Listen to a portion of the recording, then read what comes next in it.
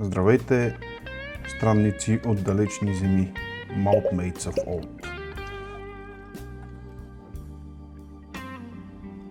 Днес в Spirit of the Malt пред мен стои един абсолютен титан, Springbank 12 годишен каск Strength, силата на бъчвата. В две различни партиди, Batch 26 и Batch 28. Днес ще направим не просто едно ревю, а паралелно сравнение, защото тук е на лице една много сериозна промяна. Batch 28 на Springbank 12 Cask Strength сменя съществено и радикално рецептата. Партида 28 е с 100% отлежаване в екс-бърбан бъчви, което е нещо, което Springbank отдавна не са правили. По-предишния Batch 26, който имам пред мен, рецептата му включва шери, бърбан и 5% ром. Правя това видео в момента, защото така сме в очакване на финала на световното по футбол. Обзелвам една такава мисъл за световни шампиони. Според мен, кой е световният шампион в уискито, ако не е Springbank 12 годишен със силата на бъчвата. Сега всеки си има своите предпочитания и усещания, но аз така като се замислих, за мен и не само за мен, за огромна част от обществеността, това е световният шампион. Съответно, трябва да го провериме. През 2025 година 12 годишния Cask Strength спечели Осла за най-добро скоч уиски, онлайн скоч уиски award, изключително престижно постижение, и дабъл, като Springbank печелят и наградата за най-добра дистилерия същата година. И този шампион в сърцата на мнозина излиза с последната партида, която променя състава и ни предлага 100% екс-бърбан отлежаване. Редно е тогава да си зададем въпроса, след като едно нещо не е счупено, що го пипаш? Случва ли се така, че шампиона да загуби финала? Това видео няма да навлизам в дълбоките води на малца и да обяснявам подробно историята на Springbank, кои са, защо са. Голяма част от вас са запознати с тази икона на шотландското културно наследство. Springbank е сърцето и душата на Кембълтаун. Кембълтаун не случайно е един от регионите в уискито в Шотландия, като в Кембълтаун има в момента само две дистилерии, айде три. Гленгайл, те са си реално погледнато пак Springbank, като се състои само от две дистилерии, Springbank и Glenskoch. В Кембълтаун някога е имало почти 30 дистилерии, може би над 30 дистилерии да е имало, като от тях в един момент са останали да работят само две. И никой до момента не си е позволил да каже: ама вие сте само две дистилерии, дайте да го махнем този регион, само две дистилерии, да правят цял регион в шотландското уиски.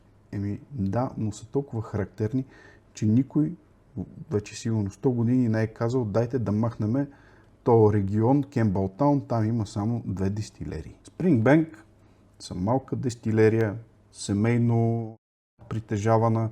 Характерното за тях е, че правят абсолютно всичко сами на място.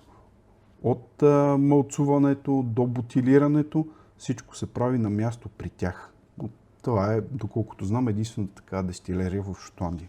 Също така бутилират повече на 46% и нагоре, без студена филтрация, без добавяне на оцветител. Тук като видим разликата в тези две партиди на едно и също уиски, и веднага разбираме, че разликата в цвета не идва, защото тук са сложили повече карамел. Това е истинско сурово занаятчийско уиски. И каква е основната разлика в характеристиките на хартия между тези две партиди 26 и 28? Batch 26 излиза на пазара 24 година, бутилиран при 56,2% ABV, алкохолно съдържание. Следва добре наложената и позната в уиски индустрията комбинация от доминиращо съдържание на екс-бърбан бъчви 60%, 35% екс-шери олоросо бъчви и добавят 5% ром бъчви. Докато Batch партида 28 е бутилирана при 55,5% ABV като отлежаването тук, както казах, е 100% екс-бърбан. Този ход е ключов, защото до голяма степен позволява в най-чист характер да се усети така мръсния тежък индустриален характер на Springbank, без влиянието и странични разсейвания от шери бъчви. Аз обаче няма да съм аз, ако не търся подвола теле. Както казах, златното правило, ако нещо не е счупено, не го пипай. Springbank 12 Cask Strength очевидно не е счупено, получава непрекъснато награди, е любимо уиски на огромна част от ентусиастите. Защо се налага да се променя тая рецепта? При това доста радикално. Що се прави тая промяна? Едва ли на някой в Springbank му е омръзнало да печелят награди и да бъдат обявявани за номер 1. Има една идея, вероятно, тук спекулирам, да свалят грима, може би, ако може така да се изразя. В уиски индустрията има едно такова странно схващане, че шери бъчвите се използват, за да се маскират недостатъците на недобро уиски. Тази сладост от шерито, която лесно се асимилира от множеството потребители и по този начин се замазват някакви грешки. Springbank партида 26 е доста комплексен бленд от бърбан, шери и ром, докато тук вече отиваме на 100% бърбан, което така дали премахването на шерито и рома бъчвите разкрива истинското ДНК, истинския характер на Springbank, неговото индустриално усещане, или тази промяна лишава 12-годишния от неговата легендарна комплексност. Не знам и аз, но едва ли Springbank се вълнуват особено от мнението на разбирач в интернет, който обяснява, че шери бъчвите се използват за маскиране на лошо уиски. Втората идея, която ми идва, някак си има повече смисъл в нея. Пак естествено спекулирам, но тя е свързана с едни обективни реалности на пазара. Икономиката срещу традициите, може би промяната на тази традиционна формула е била малко зороволна. Аз имам един любим цитат от Томас Соуел, икономиста. There is no solutions, only trade-offs. Тук Springbank вероятно правят някакъв трейд-оф, защото промяната на рецептата от една страна може да се възприема като завръщане към корените, от друга може да разглеждаме това и като трейд-оф при решението на един проблем. Прагматичен отговор на задълбочаващия се проблем с пазара на шери каскове. Състоянието на пазара на шери касковете кара дори титани като Springbank да се замислят дали си заслужава да се дават такива пари за определени бъчви, особено ако тяхното качество не е задоволително. В този смисъл, вероятно, адаптират част от стратегиите си, защото икономиката на шери бъчвите е брутална. Пропастта между цената и достъпността започва да се разширява все повече. Сега, верно е, тия числа съм ги взел от интернет, но те са горе-долу, естествено, все пак са илюстративни. Когато говорим за разлика в пъти, не е нужно да сме чак толкова прецизни, защото все пак става въпрос за един ценови шок към 2026 година. Стандартна екс-бърбан бъчва, барел, струва под 150 паунда. В рязък контраст една качествена шери бъчва, Seasoned Sherry Butt, се търгува на цени над 1000 паунда. Той има и обективни фактори, очевидно, като това, че шери бъчвите обикновено са по-големи като размер. По-големите бъчви пък са от по-дебел материал, трябва да бъдат произведени, повече пръстени се използват. Обективно са си по-скъпи за произвеждане, но не това е основният двигател на цената тук. Изобилие се получава срещу тая хубава дума, която почваме напоследък да си припомняме – дефицит. Американското законодателство задължава всичките производители на бърбан да вкарват дестилата да отлежава в чисто нови бъчви от американски дъб. Това означава, че американската бърбан индустрия непрекъснато бълва на пазара използвани няколко години чисто нови бъчви, които са си напълно годни за използване. Затова и те са до голяма степен доминиращите видове бъчви, които се използват при отлежаване на скоч. Така да се каже, заливат пазара на ниски цени. От друга страна, консумацията на истинско шери в световен мащаб намалява всяка година и по-малко и по-малко. Следователно и естествени екс-шери бъчви на пазара почти не съществуват. Затова се използват seasoned шери бътс. Какво означава това seasoned? Това са вкусени бъчви. В днешно време почти всички шери бъчви се правят по поръчка, предварително се подготвят и се овкусяват с шери. Специално за нуждите на уиски индустрията. Правят се в Испания, пълнят се с шери, където овкусяват бъчвата около 1 до 3 години, дървото да поеме ароматите. След това шери или се изхвърля, или се дестилира на някакво бренди, или се превръща в някакъв оцет балсамико. Тяхна си работа, каквото искат да го правят. Идеята е, че това е бавен и скъп процес, който изключително много оскъпява шери бъчвите за производството на уиски. И така Springbank се явяват в една битка с мегакорпорации в световното производство на алкохолни напитки. Както казах, те са една малка семейна дестилерия, която очевидно няма то неограничен финансов ресурс и възможности да сключва договори и да гарантира доставки за себе си. Може би, евентуално, изпитват сериозни затруднения в гарантирането на качествени шери бъчви за себе си, при това на разумна цена. Защото ако трябва да плащаш неразумна цена за качествени бъчви, нали, тук вече става непоносимо, особено за една малка дестилерия. Известно е и трябва да се знае, че най-лесният начин да съсипеш много хубаво виски е да го сложиш в лоша бъчва. И така се получава малко не монополна, ама близо до монополна ситуация, в която големите корпорации гарантират за себе си с дългосрочни договори огромното количество, те така да се каже, ги изкупуват още преди да са произведени, за да могат да си гарантират това снабдяване за производството на шери бомбите, които доста се търсят на пазара.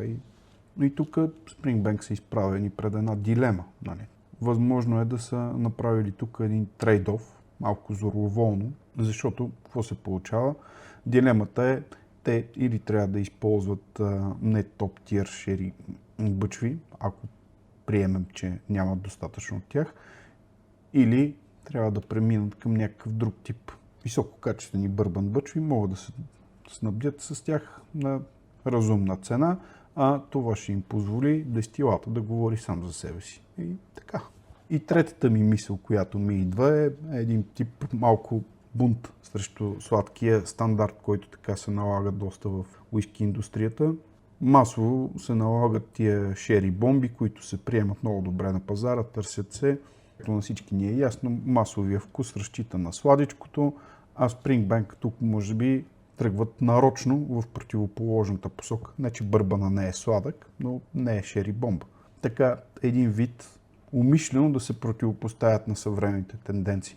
Нагледали сме се в всичките интервюта с разни мастер блендери, с разни бранд амбасадъри, с разни какви ли не, които като почнат да обясняват колко старателно се подготвят техните рецепти, колко огромно усилие им коствало, за да се направи тая рецепта, да се докара до перфектност, да се измисли, да се подготви, да се поддържа високото качество, колко десетилетия, колко огромни усилия били полагали за тази страхотна рецепта, невероятна, най-уникалната, техния мастер блендър, как бил експериментирал толкова време, за да го докара този ексклюзивен, невероятен, премиум, единствен на света си е топ-тиер стандарт, който само те можели да го докарат. Нали, тяхната рецепта, колко е страхотна и уникална и колко трудно се прави.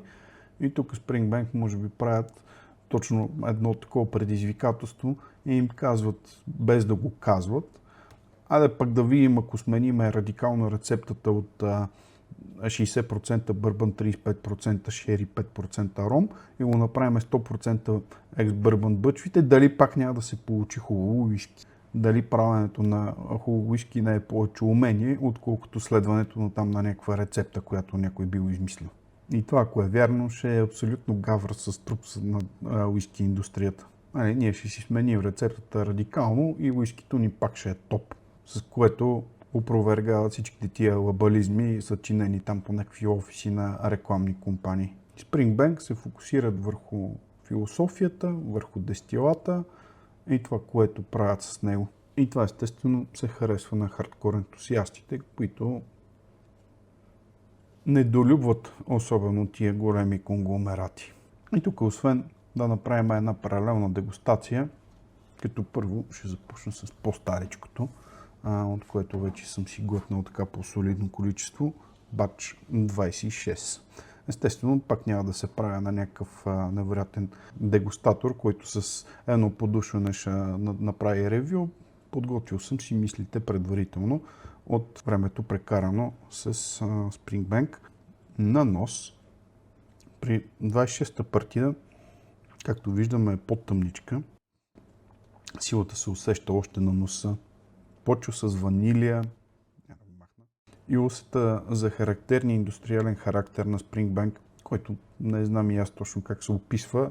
Те му казват Springbank Funk, но е една такава основна линия, която аз усещам в всички дестилати на Springbank, които съм пробвал. Шери влиянието е отчетливо. Дълбоко от втора линия извира с шери плодове, зрели, праскови, червени горски плодове. Това цялото нещо идва от шерито, тропически свежи от бърбана. Дава ни също и една хармония от тютюн, канела и лека идея за пушек. Кожа и солен, влажен морски въздух, който отдолу се освежава от свежестта на цитрусите от бърбана. Те се борят за надмощие с един летлив такъв парфюмен аромат, почти лавандулов, много крайбежно и морско. Като се добави водичка, отваря по-сладко и по-плодово влияние. Не дърпа от пушека, който продължава да се улавя, но много свенливо. Дава и идея така за мощна сладост и ванилия, дори на анасон. Партида 28 с жълтичкото. Очевидно при 28 профилът е по-светъл. Веднага усещане за ванилия, която се носи върху щедро канапе от индустриалния характер на Springbank, масла, изразено морски дъх, силна минералност и крайбрежен въздух. Отделно се носят свежи, зрели жълти плодове, яко медено-малцово усещане в комбинация с това много летливо парфюмено влияние. За много хора това е характерно. За всеки Springbank израз, включително и за мене. По-късно идват цитруси, дори леко лимон. Има доста свежест. Има лека идея за пушек, без да може да кажем, нали, че това е опушено уиски. По-скоро е на лице спомен за пит. С водичка като се добави, отваря повече този парфюмен характер. Летливата нотка. Мислите се насочват към склада на Springbank с бъчвите и атмосферата в него. Засилва се сладкото плодово усещане. На непцето 26 партида, изключително плътен и кремообразен, много вискозно, изключително пивко за градуса си. Пощипва горе на непцето, остава езика почти без проблем. Започва с сладко и солено. Черен шоколад с вкус на портокал. Определено има някакво влияние на ромбъчвите тук, което, ако не го бяха казали, изобщо нямаше да се замисля, то по-скоро служи така, за да подсили усещането на шери плодовете с една такава по-тропическа, по-кафява захар. Така. Развива се към горчиво, така като от горчиви ядки. Има лека пикантност в комбинация с цитрусовите плодове. Вода като се добави става още по-кремаво и развива така повече пикантност. Аромат така добре се интегрирал с шерито. Той по-скоро така само се използва, за да повдигне шери влиянието. Изобщо няма никакво натрапване, то е само 5%. От черито може да се замислиме и за сушени плодове. Невероятно бърбан влиянието си оказва така и едно летко сладко кисело усещане за зрели такива плодове като кайси. Отличителният характер на дестилериите на Springbank до голяма степен се дължи и на това как по-точно си дестилират хората своят уиски. Може би една от уникалните дестилерии, те, доколкото знам, са единствените, които използват комбинация от серпентина охладител и този шелен тюб охладител индустриалния. Дестилата се казва, че е дестилиран 2,5 пъти, защото една част се дестилира 2 пъти, другата се дестилира 3 пъти, а третата преварка, ли как да го кажем, вече използват Warm Tube кондензатор, нали, тази серпентина. Когато крайният дестилат преминава през охлаждането в серпентина, нали, тя придава един по-такъв, по-тежък, по-индустриален, по-серен характер на дестилата. За това нещо повече говорих в видеото за Арнохол, ако на някой му интересно може да види. И когато уискито се бутилира на висок градус, без студена филтрация, без разреждане, всичките тия тежки масла, които остават в дестилата, остават непокътнати. Така и 12 годишния Cask Strength ни дава много характерен този Springbank Funk. И така го наричат ютуберите и аз така ще го наричам. И това нещо при 28-та партида, тая запазена марка на Springbank се проявява много характерно. Много плътен на първи допир, разливането е бавно, мощно. Трябва да се положи така усилие, за да покрие всяка повърхност в устата. Леко алкохолен бърн. Първото впечатление е комбинация от сладко и солено. Има ясно изразена бърбана сладост, но отдолу се носи този така солен характер на солено ястие. На месо с много умами, така бавно печено, напоено с много сокове и подправките, намазано с сладък барбекю сос. На вкуса почти няма усещане за пушек, повече доминира този концерт от сладко и солено, с участие на киселко и горчивичко, като нотки на заден план. Намира се и тук много характерно усещане за Springbank, така на влажна земя, на солен въздух, на летливо, минерално. Това е асоциацията, която мога да направя. С водичка, като добавиме, запазва така медено бърбановата сладост, но започва да хапе повече. Развива много мощна ванилия и накрая малко млечен шоколад. На послевкус 26, естествено много дълъг послевкус. Шери плодове, ванилия и съвсем леко торфен пушек. Мога да кажа, че описанието на това уиски е опушено уиски, но определено има спомена за него. Така на втора линия напомня за себе си. Послевкусът при 28-та партида също така дълъг, мощен, с идеята за пушек и много ванилия. А 12-годишния Cask Strength на Springbank си остава еталон. Ясно ми е, че всеки си има своите предпочитания. Един ще хареса едно повече, другия друго. Аз поне се опитвам да съм малко по-обективен и безпристрастен, да видя дали се е получило, а не просто дали едното ми харесва повече от другото. Нали, това някакси трябва да остане в страни. В Whisky Base и двата бача имат доста високи оценки, 88-89 до 90 точки. Това доказва, че независимо от рецептата, Springbank продължава да си е шампиона на народа.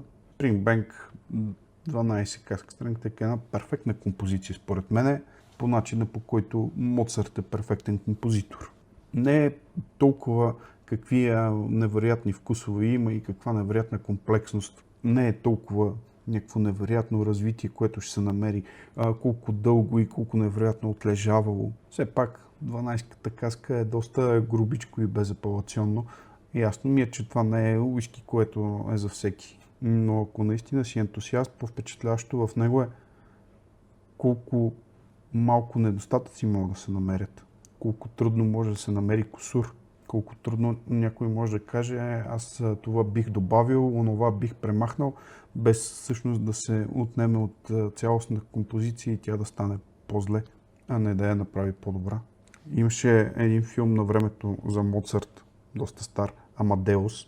И в този филм има една сцена, в която жената на Моцарт носи на Салиери, основния антагонист на Моцарт във филма, ръкописи на музиката на Моцарт и той композитор Салиери разлиства така, треперят му ръцете, той не мога да повярва какво вижда. Вика, това вика оригинали ли са? First draft оригинали, вика без едно зачеркване по тях. И вика music finished as no music has ever finished. Displace one note and it will be diminishment. Remove one phrase and the structure will fall apart. Те така. 12-годишния Cask Strength е една страхотна композиция, да не смееш една поправчица да направиш в нея. Една нотка да мръднеш и ще отнемеш. Нещо да промениш, ще вземе да се разпадне. И Springbank я правят тая композиция партида след партида. Не един път, не два пъти, а вече колко?